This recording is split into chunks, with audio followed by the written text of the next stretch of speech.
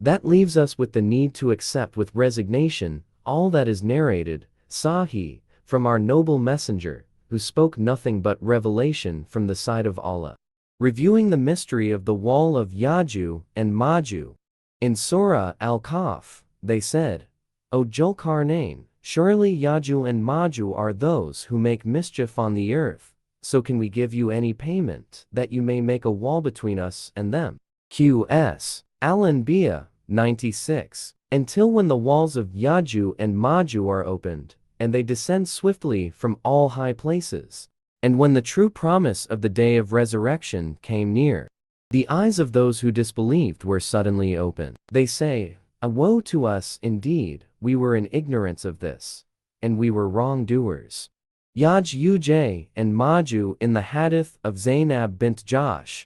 Zainab bint Jahsh, wife of the Prophet peace and blessings of Allah be upon him, said, the Prophet peace and blessings of Allah be upon him woke up from sleep with a red face, and said, none but Allah, woe to the Arabs from the evil that is imminent on the day of resurrection, which is the unveiling of the cover of Yaju and Majui like this. He wrapped his fingers around his hand. He wrapped his fingers around his hand. In another narration, his hand makes a gesture of 70 or 90. I asked, O Messenger of Allah, will we be destroyed, even if there are righteous people? He replied, yes, if there is much evil. Our Ahmad, Al-Bukhari and Muslim. Types and origin of Yajuj and Majuj in QS. AI Kaf, 94.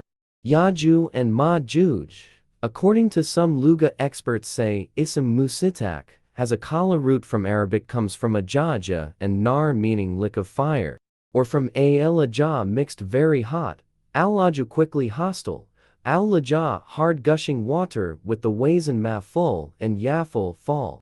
According to Abu Hatim, Maju comes from Maja, which is chaos. Maju comes from Muju, which is Malaya. However, according to the Shahi opinion, Yaju and Maju are not Ism Musitak, but are Ism Ajam and Laqab nickname. The scholars agree that Yaju and Maju belong to the human species. They differ in determining who his ancestors were. Some say from the Sulbi Adam alayhi salam and Eve, or from Adam alayhi salam alone. There are also those who say from the Sulbi of Prophet Noah alayhi salam from the descendants of Shit or at Turk. According to the hadith of Lunu Kathir, as explained in Tariq, Prophet Noah alayhi salam had 3 sons, Sam, Ham, Syest at Turk. There is another mention of the descendants of Yafets bin Nuh. According to Al-Maraghi, Yaju and Maju came from one father, namely Turk. Yaju is at Tatar and Maju is Al-Maghol Mongol, but this information is not strong. They lived in Eastern Asia and ruled a territory stretching from Tibet, China, to West Turkestan and Temujin. They were known as Genghis Khan, meaning king of the world in the 7th century in Central Asia, and conquered East China. Kuthbuddin bin Armalan conquered King Khwarizmi, who was succeeded by his son, Kthay. Batu, his brother's son, plundered Russia in 723 H. and destroyed Babylon and Hungary. He was succeeded by Yaluk and colonized Rome by succeeding his brother's son Manju, succeeded by his brother Kilay, who conquered China.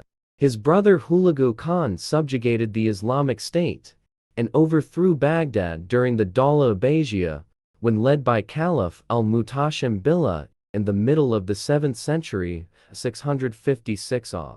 Yaju and Maju are a people with many descendants. According to the myth, they did not die before seeing 1,000 of their sons carrying weapons. They obeyed the rules of society, manners, and their leaders. Some say they were very tall, up to several meters, and some were very short, up to a few centimeters. It is said that their ears are long, but this is baseless. In QS. Al-Kahf, 94, Yaju and Maju are described as violent and barbaric. If they pass through a village, they cut down everything in their way and destroy or if necessary, kill the inhabitants. Hence, when Dul Qarnayn came, the people near them asked for a fort to be built, so that they could not penetrate and disturb the peace of the people. Who is Zulkarnain? According to the Western version, Zulkarnain was Isendar bin Philips al-Makduni al-Yunani Macedonian, Greek. He ruled for 33 years. Built Iskandaria and was a student of Aristotle. Fought Persia and married her daughter. Expanded into India and conquered Egypt. According to Ash-Shukani, the above opinion is difficult to accept, because it implies that he was a disbeliever and a philosopher, whereas the Quran states, "We established him on the earth, and we gave him the cause of all things." According to Muslim historians, Zulkarnain was the nickname of Abu Karb al-Himyari, or Abu Bakr bin Lafrakasi of the Al-Jumayriyya dynasty 115 BC 552 AD. His kingdom was called At-Tababiyya. He was nicknamed Zulkarnain, owner of two horns, because his power was very wide, from the tip of the sun's horn in the west to the east. According to Lunu Abbas, he was a righteous king. He was a traveler, and when he reached between two mountains between Armenia and Azerbaijan, at the request of the people, Zulkarnain built a fortress. Archaeologists discovered the fortress in the early 15th century CE, behind the Jaihan River in the Balkh expedition, and called it Bab al-Hadid, Iron Door near Farmids. Timerling passed through it, as did Shahrukh and the German scientist Slade Verger. The Spanish archaeologist Clopigio, in 1403 was sent by King Kishfala in Andalus to visit Timerling. Bab al-Hadid is the connecting road between Samarkandi and India. Is it true that the Chinese wall is the wall of Zulkarnain? Many people think it is the wall made by Zulkarnain in Surah Al-Kahfi, and the Yaju and Maju are the Mongols from the north, who ravaged and destroyed the lands they conquered. Let's look at the continuation of Surah Al-Kahfi, verses 95-98 about that. Zulkarnain fulfilled the request of the locals to build a wall. He asked for iron ore to be poured into the valley between two hills. Then he asked for a fire to be lit until the iron melted. Thus was created a slippery metal wall that could not be climbed. There are three things that are different between the wall of China and the wall of Zulkarnain. First, the Chinese wall is made of large stones, not iron. Second, the wall was built in stages over hundreds of years by the kings of the Han, Ming, etc. dynasties, one after another. Thirdly, in Al-Kahfi, verse 86, when meeting a people in the west, Allah said, "O Zulkarnain, it is up to you whether you will punish that people or give them kindness." This means that Zulkarnain received direct revelation from God, whereas the Chinese kings did not. It is clear that the wall of China is not the wall referred to in Surah Al-Kahfi. So where is the wall of Zulkarnain? Some Yajuj wall research. Abdullah Yusuf Ali in his commentary The Holy Quran writes, in the Hisar district of Uzbekistan, 240 kilometers southeast of Bukhara, there is a narrow pass between rocky mountains. It is located on the main Turkestan route to India, with coordinates 38 north latitude and 67 east longitude.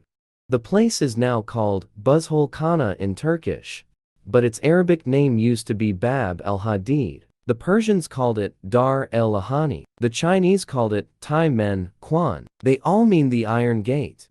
Al-Sharif al-Drisi in Muzat al-Musitak Filkatirak al-Afak quoted a story from Salam, a scientist during the time of Caliph al-Watsik Billah. It is said that the Caliph once dreamed that the barrier built by Isendar Zulkarnain to imprison Yaju Maju was open. The dream prompted him to send Salam, accompanied by 50 men, to find out about the wall. Salam's party set out for Armenia. In that country he met Ishak b. Ishmael, the ruler of Armenia. From Armenia he traveled north. He took a letter from Ishak to the ruler of Sarir, then to the king of Lan, then to the ruler of Phalan. The names of these regions are not known today. The ruler of Phalan sent 5 guides to help Salam reach the Yaju Maju mountains. For 27 days, Salam waded through the ruins of the Bastarat region. He then arrived at a large area of black, bad-smelling soil. For 10 days, Salam passed through that area. He then came to an area that had been devastated without inhabitants. It was the area destroyed by Yaju-Maju long ago. After walking again for 6 days, they found an inhabited area located behind the mountain where Yaju-Maju were. Salam then went to the mountains of Yaju-Maju. There he saw the mountains separated by a valley. The valley was about 150 meters wide, with a wall of iron doors about 50 meters high, with large columns on the left and right made of iron beams cast with copper liquid, on which the giant door leaf hung. Exactly as the letter Al-Kafi reads. Residents around the mountain usually hit the lock of the iron door 3 times a day. After that, they put their ears to the door to listen to the reaction from inside the door. Apparently, they heard an echo of screaming from inside. This shows that inside the door, there really are human-type creatures who are said to be Yaju-Maju. Salam once asked the people around the mountains if anyone had seen Yaju-Maju. They claimed to have seen hordes of people. On top of the enclosing wall. Then a stormy wind blew them away. The people there saw that their bodies were very small. After that, Salam returned via Taraz, Kazakhstan, then Samarkand, Uzbekistan, then the city of Railran, and returned to Al-Watsiq's palace in Suraman Ra, Iraq. He then related in detail the results of his journey to the Caliph. If according to the narration of Lunu Batutha in the book Ralat Elban Batutha, the Yaju-Maju mountains are about 6 days' journey from China. This narration does not contradict al-Sayyarif al-Idrisi. The problem is that to the northwest of China are the regions of Russia.